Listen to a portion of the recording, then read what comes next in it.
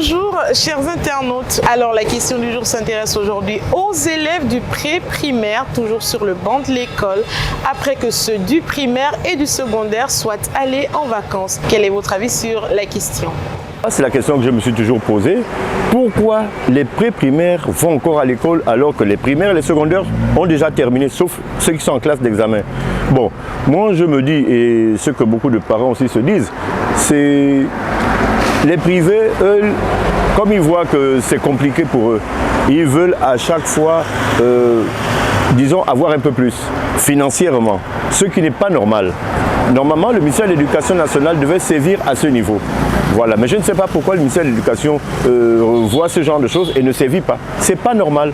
Les plus petits sont plus fatigués que les plus âgés. Alors pourquoi ce sont eux qui continuent à aller à l'école alors que vraiment ils devraient déjà être en vacances? Ça vraiment je ne comprends pas. Je ne sais pas ce que le ministère de l'Éducation nationale fait à ce niveau. Sinon c'est pas normal. Je pense que là il faut être un petit peu impartial. C'est difficile de se lever le matin, d'accompagner les petits du pré-primaire. Quand on sait que les plus grands sont déjà à la maison, c'est vraiment fatigant. Surtout lorsqu'ils sont, n'est-ce pas, inscrits dans un même établissement. Surtout quand on sait qu'on va débourser de l'argent, alors que les élèves vont peut-être terminer autour du 10, du 15, c'est aussi embêtant. Mais d'un autre côté, il faut comprendre que quand on fait ça, on aide aussi les gars. Ce sont des Gabonais et des Gabonaises, n'est-ce pas, qui travaillent. D'accord? Voilà. Payer, n'est-ce pas, la scolarité de son enfant jusqu'à on va dire mi-juin, permet également, n'est-ce pas, aux établissements de payer les enseignants jusqu'à la fin du mois et voire même le 13e mois. Il faudrait d'abord qu'on se pose la question de savoir est-ce qu'ils sont arrivés finalement au terme de leur programme. Si oui, cela voudrait dire qu'ils devaient rester à la maison. Mais s'ils ne sont pas arrivés au terme de leur programme, je pense que c'est tout à fait normal qu'ils continuent d'aller à l'école pour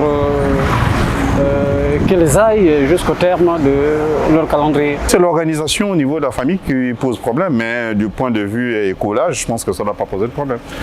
Mais il faut quand même reconnaître, sauf si je me trompe, que lorsqu'on a payé la scolarité, c'est la totalité jusqu'au mois de juin. Et donc, il faut consommer le mois de juin. Une corvée supplémentaire pour certains parents, chers internautes, qui estiment que les plus petits sont souvent accompagnés de leurs aînés quant au fait de se rendre à l'école et qu'en période de vacances, évidemment que cela constitue un frein. Mais que surtout, c'est le paiement du mois de juin qui intéresserait les établissements qui s'adonnent à cette pratique. Merci d'avoir répondu à la question du jour et n'oubliez pas de rester connecté sur Newslive.